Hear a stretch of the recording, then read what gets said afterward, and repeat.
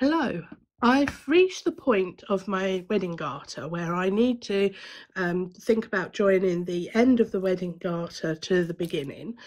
Now I have a block pillow, and this makes joining a lot easier than if you haven't done it on a block pillow. So let me first show you how you would join it if you weren't on a block pillow.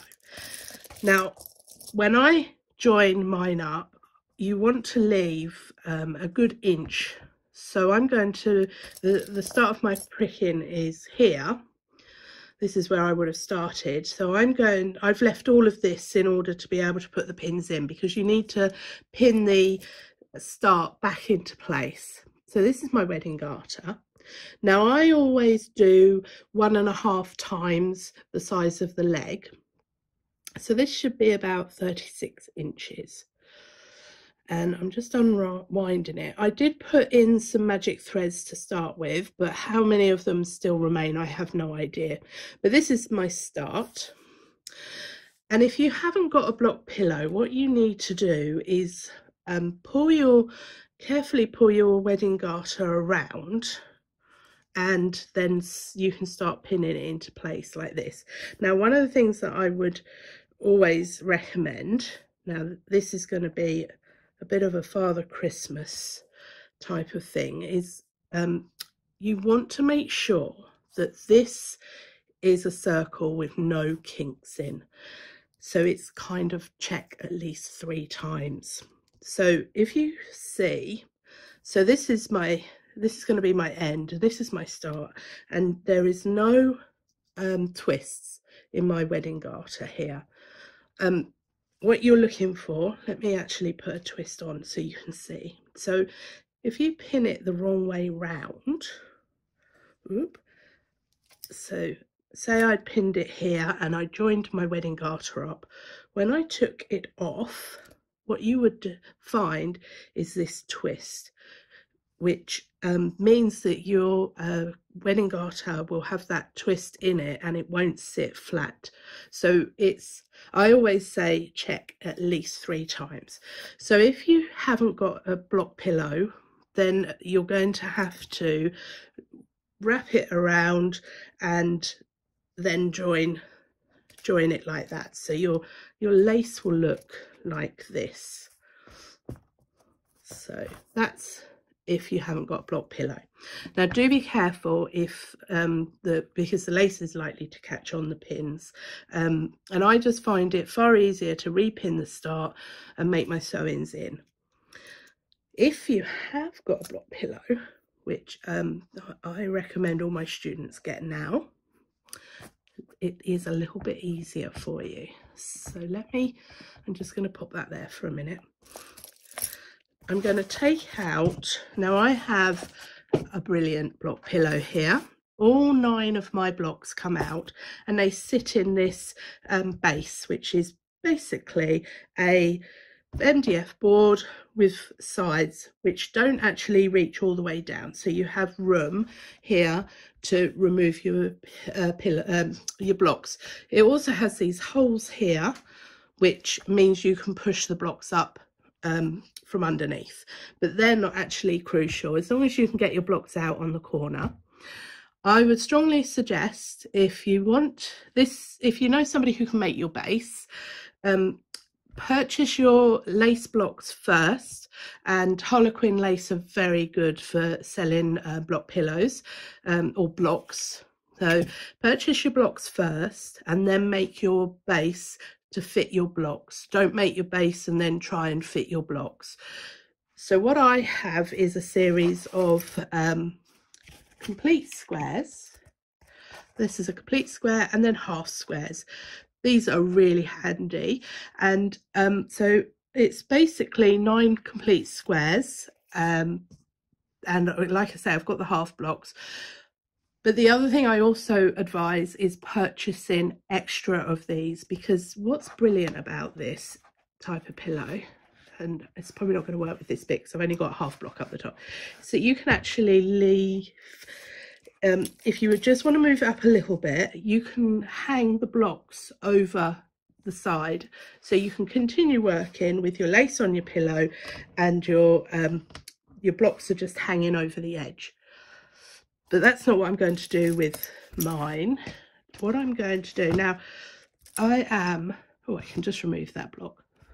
So bear with me a minute. So just be very, very careful at this point because you are dealing with pins and lace. What I'm going to put down is, oh, so sorry. I've got a tea towel here because it's going to, what I'm going to do is wind my lace around my blocks and back up again.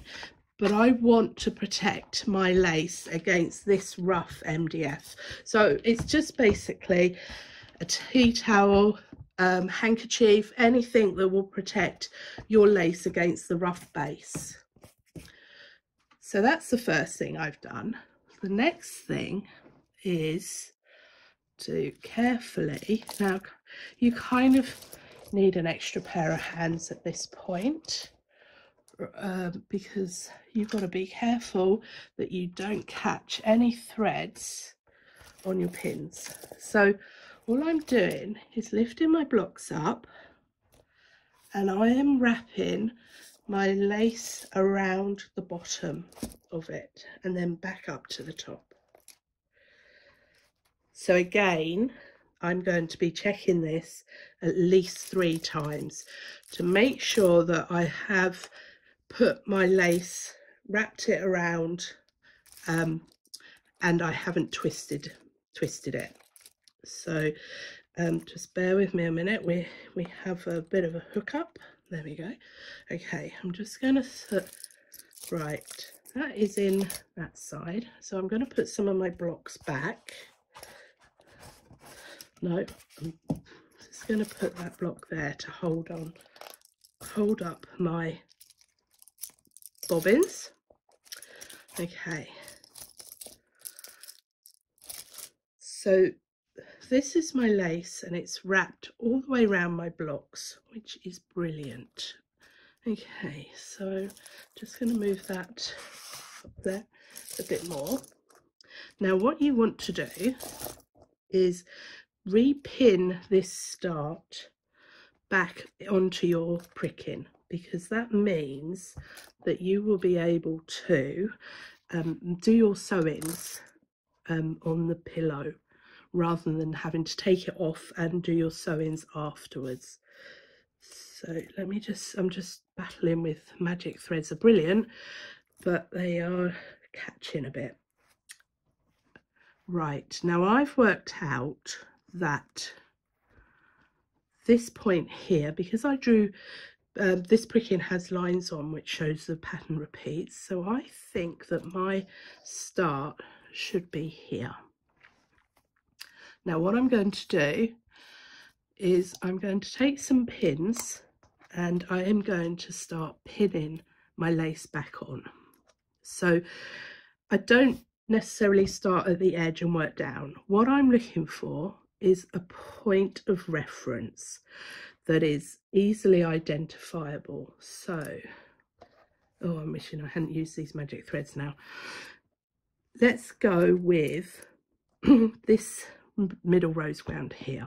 So this one here, that's my first pin at the top. So I'm just going to pop it in, and I'm just taking pins from the end. So that makes that pinhole there my bottom of my rose ground. So then I want 2 pins on the side. Now I would recommend pinning a good inch.